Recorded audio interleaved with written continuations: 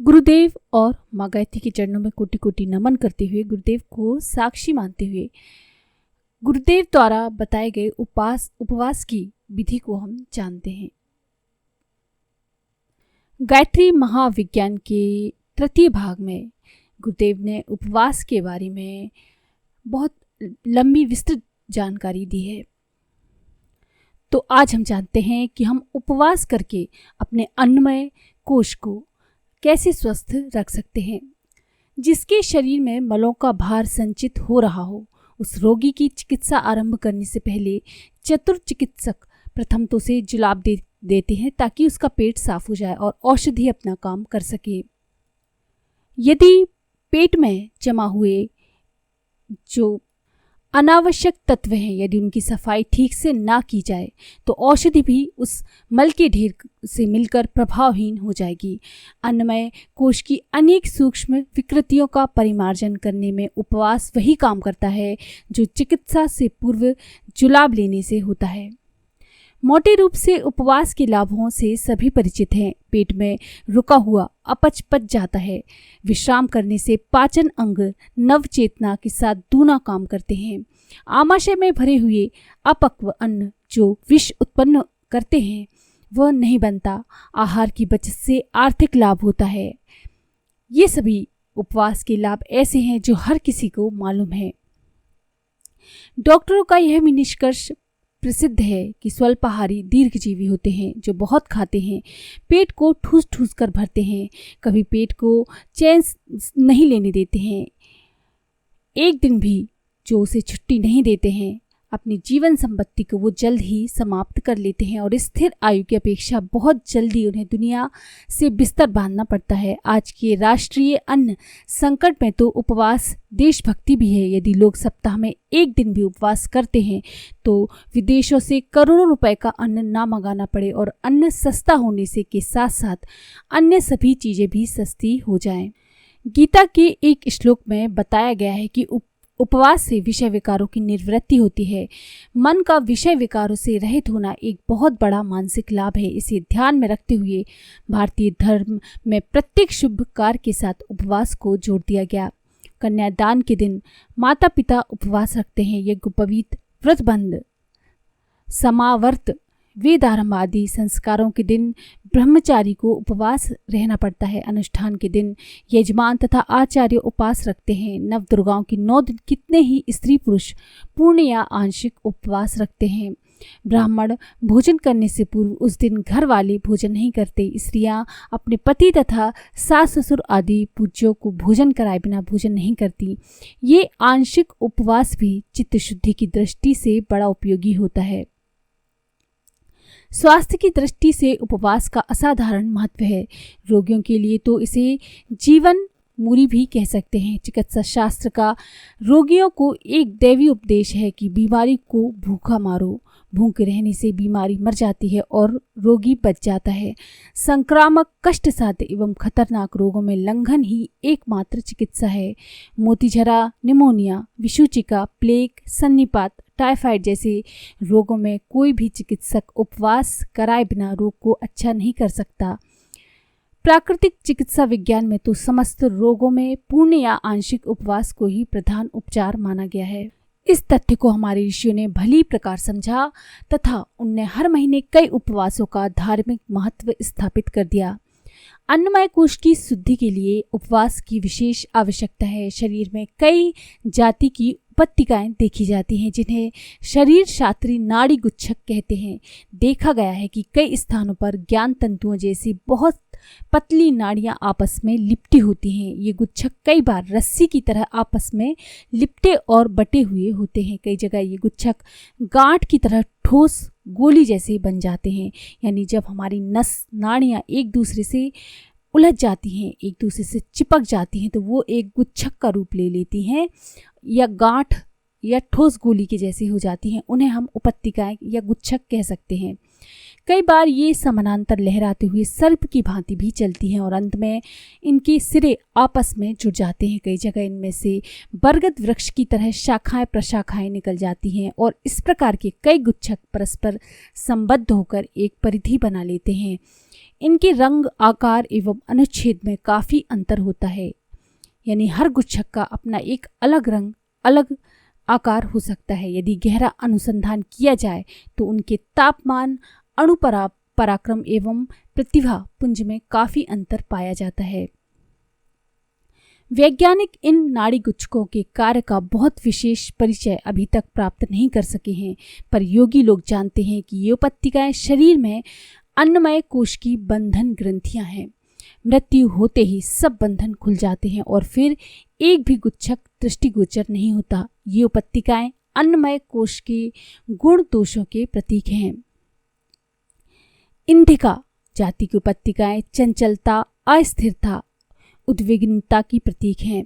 जिन व्यक्तियों में इस जाति की नाड़ी गुच्छक अधिक हो तो उनका शरीर एक स्थान पर बैठकर काम कर सकेगा, उन्हें कुछ खटपट करनी रहती पड़ेगी।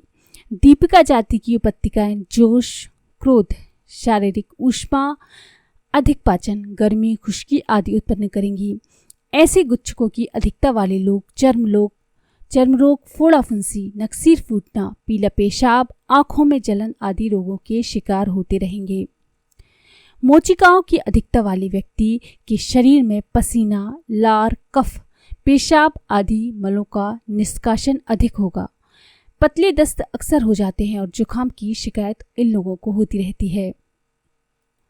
आप्यायनी जाति के गुच्छक आलस्य, अधिक निद्रा, अनुत्साह, भारीपन उत्पन्न करते हैं। ऐसे व्यक्ति थोड़ी सी मेहनत में ही थक जाते हैं, उनके शरीर या मानसिक कार्य विशेष उनसे नहीं हो पाता। पूषा जाति के गुच्छक काम वासना की ओर मन को बलात् खींचकर ले जाते हैं। संयम, ब्रह्मचर्य के सारे आयोजन रखे रह जाते हैं। पूषा का तनिक सा उत्तेजन मन को बेचैन कर डालता है और वह बेकाबू होकर विकारग्रस्त हो जाता है। शिवजी पर सरसंधान करते समय कामदेव ने अपने कुसुम वाण से उस प्रदेश की पूषाओं को उत्तेजित कर डाला था। चिंद्रिका जाति की उपत्तिकाएं सौंदर्य को बढ़ाती हैं। उनकी अधिकता से वाणी में मधुरता, नेत्रों में मादकता, चेहरे पर आकर्षण, कोमलता एवं मोहकता की मात्रा रहेगी। कपिला के कारण नम्रता, डर लगना, दिल की धड़कन बढ़ना, बुरे स्वप्न आना, आशंका, मस्तिष्क की अस्थिरता, नपुंसकता, वीर्य रोग आदि लक्षण पाए जाते हैं। धूर्माची उपत्तिकाओं में संकोचन शक्ति बहुत होती है। फोड़े देर में पकते हैं। कफ मुश्किल से निकलता है। शौच कड़ा और देर से होता है। मन की बात कहने में झिझक लगती है।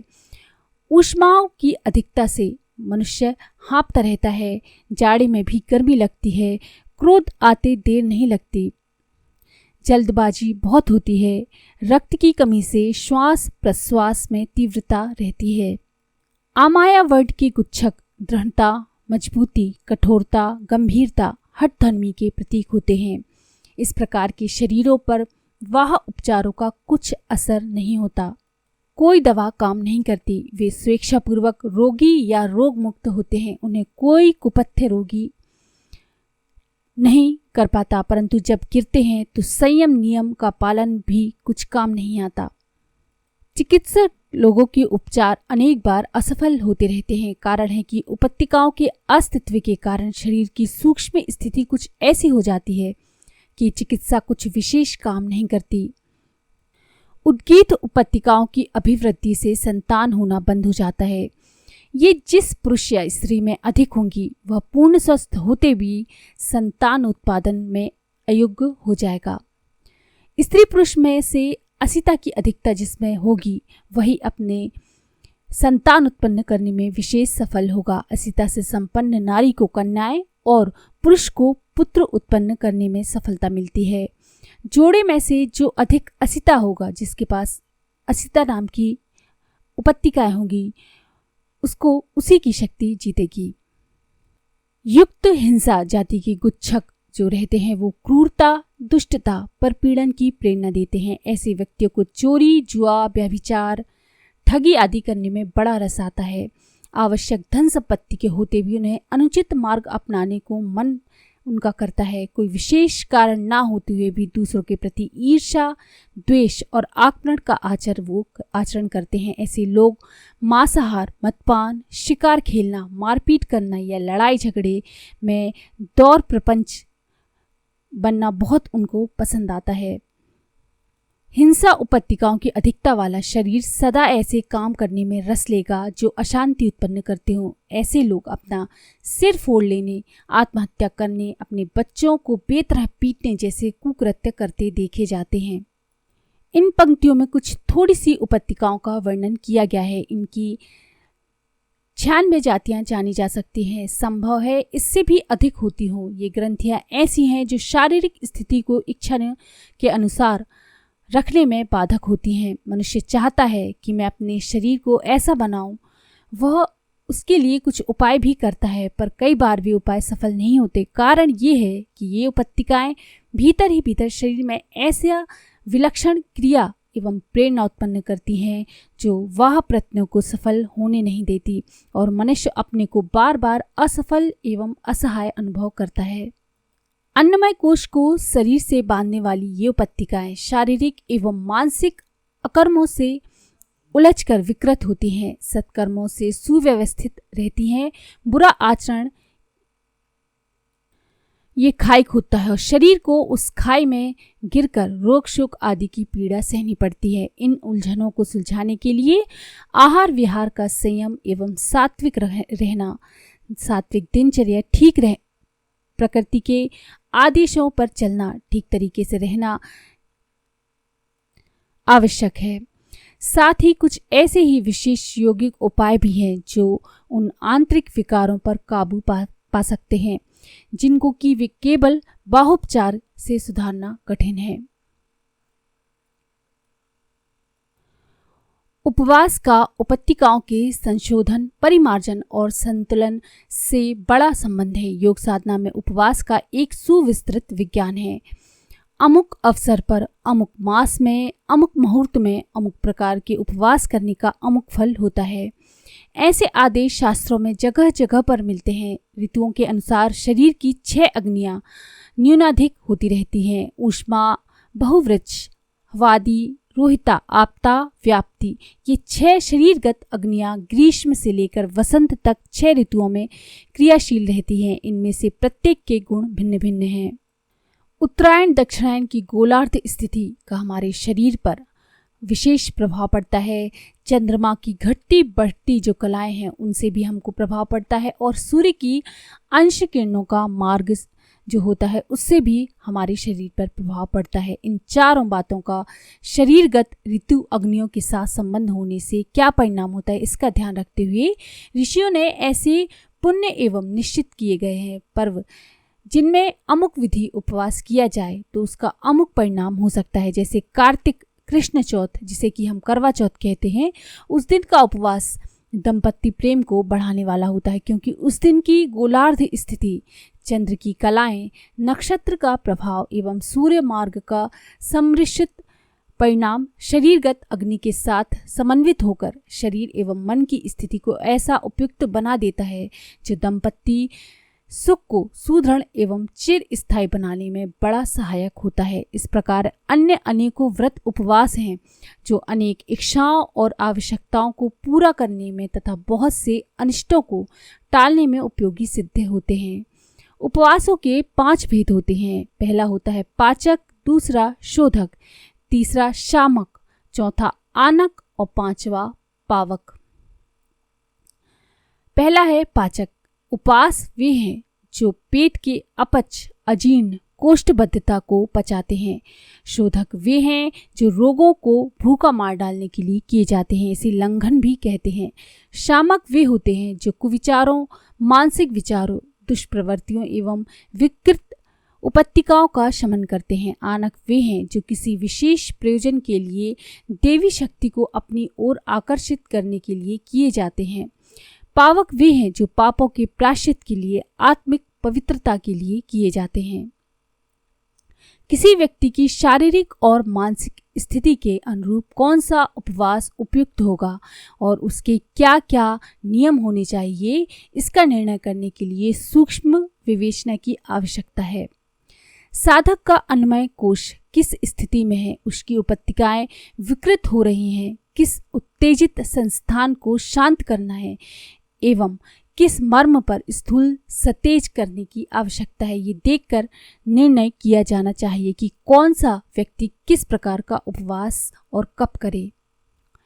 पाचक उपवास में तब तक भोजन छोड़ देना चाहिए जब तक कि कड़ाके की भूख न लगे। एक बार का, एक दिन का या 2 दिन का आहार छोड़ देने से आमतौर से कब्ज पक जाता है। पाचक उपवास में सहायता देने के लिए नींबू का रस, गर्म जल एवं किसी पाचक औषधि का सेवन किया जा सकता है।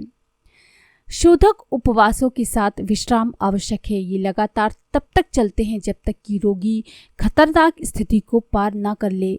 औटाकर ठंडा किया हुआ पानी ही ऐसे उपवासों में एकमात्र अवलंबन होता है। शामक उपवास दूध, छाछ, फलों का रस आदि पतले रसीले हल्के पदार्थों के आधार पर चलते हैं। इन उपवासों में स्वाध्याय, आत्मचिंतन, एकांत सेवन, मौन जप, ध्यान, पूजा, प्रार्थना आदि आत्मशुद्धि के उपचारों को भी साथ में होना चाहिए। आनक उपवास में सूर्य की किरणों द्वारा अभिष्ट देवी शक्ति को आवाहन किया जाना चाहिए। सूर्य की सप्तवर्ण किरणों में राहु केतु को छोड़कर अन्य 7 ग्रहों की राशियां सम्मिलित होती हैं। सूर्य में तेजस्विता, उष्णता, पित्त प्रकृति प्रधान है। चंद्रमा में शीतल, शांतिदायक, उज्जवल, कीर्तिकारक होती हैं। मंगल कठोर, बलवान एवं संहारक होता है। बुध सौम्य, शिष्ट, कफ प्रधान, सुंदर और आकर्षक होता है। गुरु विद्या, बुद्धि, धन, सूक्ष्मदर्शिता, शासक, न्याय, राज्य का अधिष्ठाता होता है। शुक्र वात प्रधान, चंचल, उत्पादक, कूटनीतिक होता है। शनि स्थिरता, स्थूलता, सुभोगता, दृढ़ता, परिपुष्टता का प्रतीक होता है। जिस गुण की आवश्यकता हो उसके अनुरूप देवी तत्वों को आकर्षित करने के लिए सप्ताह में उसी दिन उपवास करना उचित है। इन उपवासों में लघु आहार उन ग्रहों की शक्तियों से समता रखने वाला होना चाहिए तथा उसी ग्रह के अनुरूप रंग की वस्तुएं, वस्त्र आदि का जहां तक संभव हो अधिक प्रयोग करना चाहिए। रविवार को श्वेत रंग और गाय के दूध का दही उचित आहार है। सोमवार को पीला रंग और चावल का माड़ उपयुक्त होता है। मंगल को लाल रंग, भैंस का दही या छाछ। बुधवार को नीला रंग और खट्टे मीठे फल। गुरु को नारंगी रंग मीठे फल खाना चाहिए और शुक्र को हरा रंग, बकरी का दूध, दही, गुड़िया ये उपयोग करना चाहिए। रात्रिकाल की किरणों में सम्मुख बैठकर नेत्र बंद करके निर्धारित किरणों अपने में प्रवेश होने का ध्यान करने से वह शक्ति सूर्य रश्मियों द्वारा अपने में अवतरित होती है। 5वां उपवास है पावक उपवास। प्रायश्चित रूप से किए जाते हैं ये वाले उपवास। ऐसे उपवास केवल जल लेकर करने चाहिए। अपनी भूल के लिए प्रभु से सच्चे हृदय से क्षमा याचना करते हुए भविष्य में वैसी भूल ना करने का प्रण लेना चाहिए। अपराध के लिए, शारीरिक कष्ट साध्य तितिक्षा एवं शुभ कार्य के लिए इतना दान करना चाहिए जो पाप की व्यथा को पुण्य की शांति के बराबर कर दे। चंद्रायण व्रत, कृष्ण चंद्रायण आदि ऐसे ही पावक व्रतों में गिने जाते हैं। अब जानते हैं कि हमको उपवास में क्या चीज़ों को ध्यान रखना चाहिए। उपवास के दिन जल बार बार पीना चाहिए, बिना प्यास के भी पीना चाहिए। उपवास के दिन अधिक शारीरिक श्रम नहीं करना चाहिए। उपवास के दिन यदि निराहार ना रहा जा सके तो अल्प मात्रा में रसीले फल, फूल, दूध आदि लेना चाहिए। मिठाई, हलवा आदि गरिष्ठ पदार्थ भरपेट खा लेने से उपवास का प्रयोजन सिद्ध नहीं हो सकता।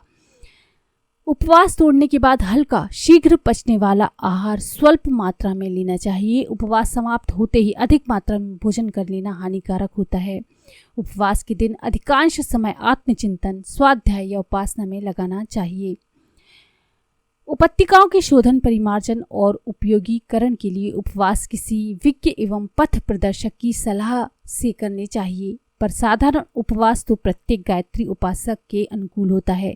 रविवार के दिन उपवास रहना चाहिए। गायत्री उपासक को उस दिन 7 ग्रहों की सम्मिलित शक्ति पृथ्वी पर आती है जो विविध प्रयोजनों के लिए उपयोगी होती है। रविवार को प्रातः काल स्नान करके, यह संभव ना हो तो हाथ मुंह धोकर शुद्ध वस्त्रों से सूर्य के सम्मुख मुख करके बैठना चाहिए। एक बार खुले नेत्रों से सूर्य नारायण को देखकर फिर नेत्र बंद कर लेने चाहिए और वैसे ही गायत्री की तेज पुंज रवि मंडल का ध्यान करना चाहिए। इस सूर्य के तेज पुंज रूपी समुद्र में हम स्नान कर रहे हैं, वह हमारे चारों ओर ओतप्रोत हो रहा है। ऐसा ध्यान करने से सविता की ब्रह्म रश्मियाँ अपने भीतर भर जाती हैं।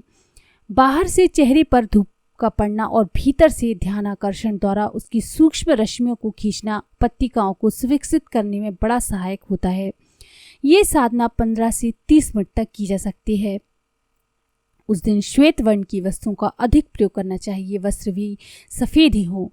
दोपहर को 12 बजे के बाद फलाहार करना चाहिए। जो लोग रह सके वे निराहार रहें, जिन्हें कठिनाई होती है वे फल, दूध, शाक आदि लेकर रहें।